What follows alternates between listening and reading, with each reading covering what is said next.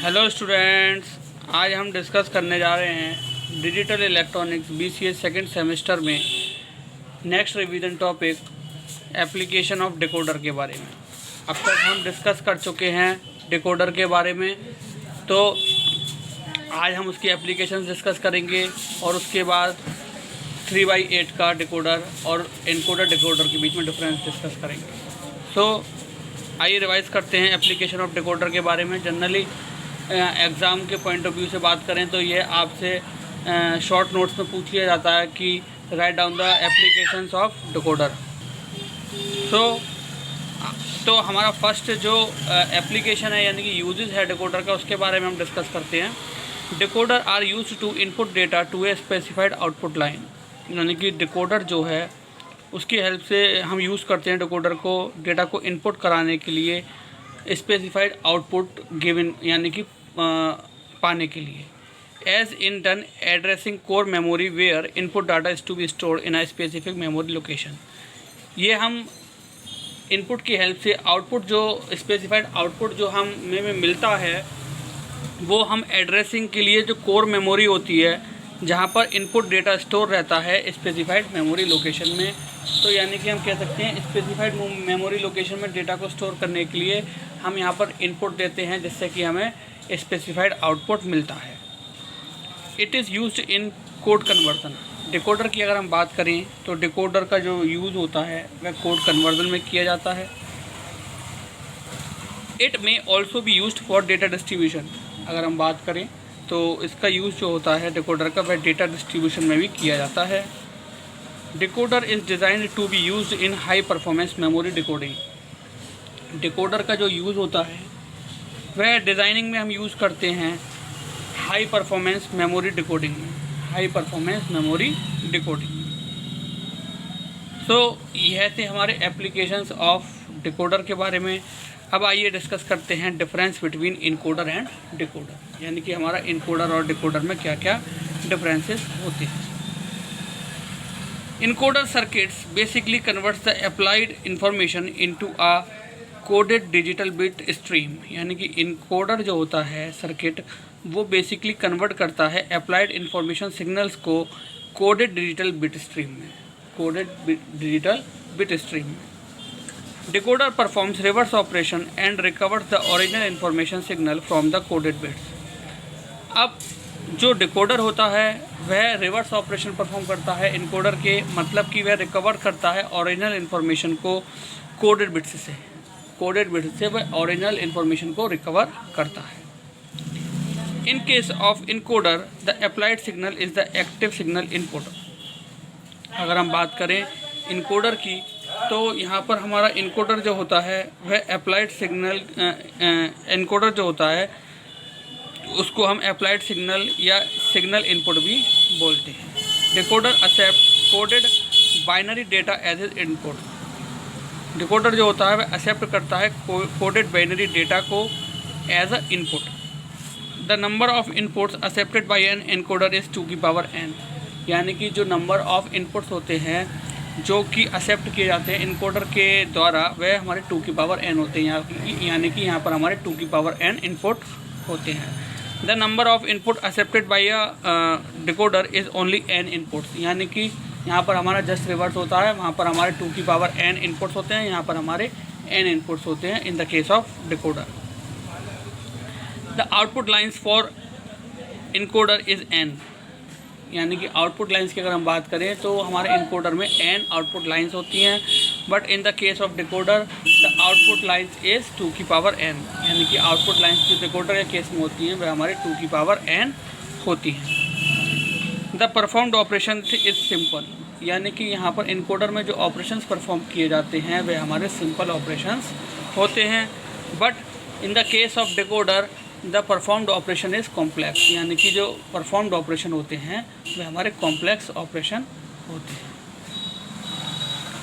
और gate is a basic logic element used in it, यानी कि अगर इनकोडर की बात करें तो यहाँ पर हमारा और गेट जो होता है वह यहाँ पर बेसिक एलिमेंट कंसीडर किया गया है, but in the case of decoder and gate with not gate is the basic logic element used in it, यानी कि एंड गेट जो है वह नॉट गेट के साथ कॉम्बिनेशन परफॉर्म करता है, वो यहाँ पर बेसिक एलिमेंट जो होता है कंसीडर किया जाता है।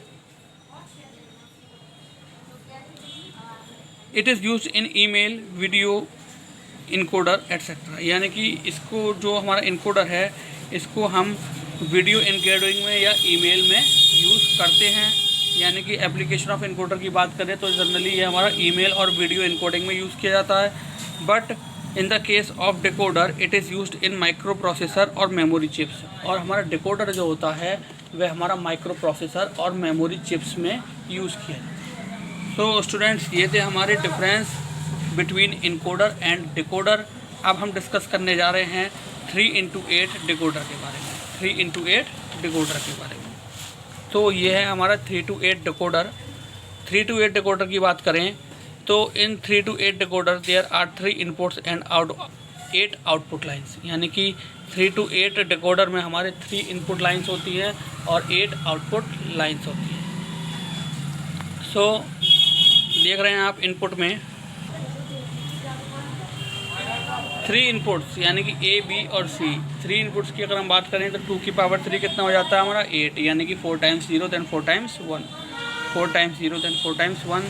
देन B हमारा इनपुट जो होगा उसमें 2 times 0 then 2 times 1 then 2 times 0 then 2 times 1। Then next input and last C input हमारा क्या हो जाता है अल्टरनेट ऑर्डर में 0 1 0 1 0 1 0 1। ठीक, अब आउटपुट की केस में बात करें तो यहाँ पर हमारा ऑक्टल यानी कि बाइनरी टू ऑक्टल कन्वर्जन कर रहे हैं एक तरीके से हम।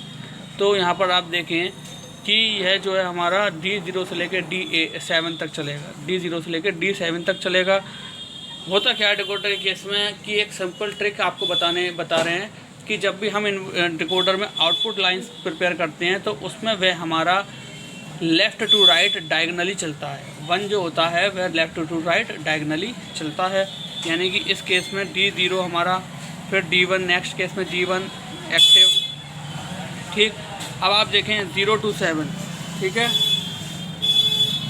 अब यहाँ पर आप देख लीजिए, यहाँ पर हमने लिख दिया जैसे 1 2 3 4 5 6 7 8। ठीक, अभी हमारा क्या हो गया, सॉरी इस केस में क्या होगा, ये हमारा 0 होगा, ये 1 होगा, देन ये 2 होगा हमारा।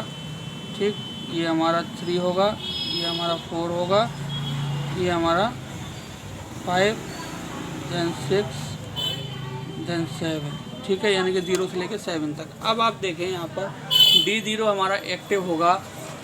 ठीक है, D0 हमारा एक्टिव होगा जब हमारे तीनों इनपुट जो हैं वह कॉम्प्लीमेंट स्टेज में होंगे।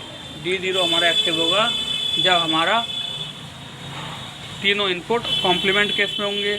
D1 कब एक्टिव होगा हमारा, जब हमारे स्टार्टिंग 2 इनपुट्स यानी कि A और B इनपुट जो हैं वह हमारे कॉम्प्लीमेंट स्टेज में होंगे, यानी कि थर्ड इनपुट जो है वो हमारा नॉर्मल स्टेज में होगा। ठीक, D2 हमारा कब एक्टिव होगा, जब हमारा फर्स्ट एंड लास्ट इनपुट जो होगा यानी कि A और C इनपुट जो होगा वह हमारा कॉम्प्लीमेंट स्टेज में होगा और सेकंड इनपुट जो है वह हमारा नॉर्मल स्टेज में होगा। ठीक, D3 हमारा कब एक्टिव होगा, D3 हमारा एक्टिव होगा जब हमारा A इनपुट जो है वह कॉम्प्लीमेंट स्टेज में होगा और B और C इनपुट जो है वह हमारा नॉर्मल स्टेज में होगा। D4 हमारा कब एक्टिव होगा, जब हमारा B और C कॉम्प्लीमेंट स्टेज में होगा और A हमारा नॉर्मल स्टेज में होगा। D5 हमारा कब एक्टिव होगा, जब हमारा B इनपुट जो है वह केवल कॉम्प्लीमेंट स्टेज में होगा और A और C इनपुट जो है वह हमारा नॉर्मल स्टेज में होगा। D6 हमारा कब एक्टिव होगा, जब हमारा A और B जो है वह नॉर्मल स्टेज में होगा और C जो है वह कॉम्प्लीमेंट स्टेज में होगा। एंड द लास्ट आउटपुट हमारा कब एक्टिव होगा, जब हमारे तीनों ही जो है वह नॉर्मल स्टेज में होंगे। ठीक, तो इस तरीके से हमारी ट्रुथ टेबल जो है वह प्रिपेयर हो जाती है फॉर 3x8 डिकोडर के लिए। ब्लॉक डायग्राम की अगर हम बात करें तो ब्लॉक डायग्राम यहाँ पर आपके सामने है। 3 इनपुट लाइंस आ रही हैं A, B and C। Then D0 से लेकर D7 तक हमारी 8 आउटपुट लाइंस यहाँ पर आपके सामने ब्लॉक डायग्राम में अवेलेबल है। अब अगर हम बात करें D0 के केस में, तो D0 के केस में आपने देख रखे होंगे, हमने प्रीवियस जो एग्जाम्पल डिस्कस करे थे उसमें भी कि D0 के केस में क्या कंडीशन है हमारे इनपुट्स की कि हमारे तीनों ही जो है वह कॉम्प्लीमेंट स्टेज में है, यानी कि A bar, B bar, C bar. ठीक, D1 के केस की अगर हम बात करें तो D1 का केस क्या है हमारा, देखें आप A bar, B bar, C। ठीक है। D2 का केस क्या है हमारा, A bar B C bar. D3 का केस क्या है हमारा, A bar B C। Then D4 का केस क्या है हमारा, A B bar C bar. Then D5 का केस क्या है हमारा, A B bar C। Then D6 का केस क्या है हमारा, A B C bar. Then D7 का केस क्या है हमारा, A B और C। ठीक, तो इस तरीके से हमें बूलियन एक्सप्रेशन जो हैं वह मिल गए। अब इनके अकॉर्डिंग हम क्या करते हैं, अपना एक लॉजिक डायग्राम इसका ड्रॉ करते हैं 3x8 डिकोडर का। ठीक, अब हमारा एक्सप्रेशन क्या है, A bar B bar C bar for D0। तो D0 के लिए हमने तीनों को यहाँ पर देखें आप, नॉट गेट लगा रखा है, not gate for the complement value and normal line is for the normal input.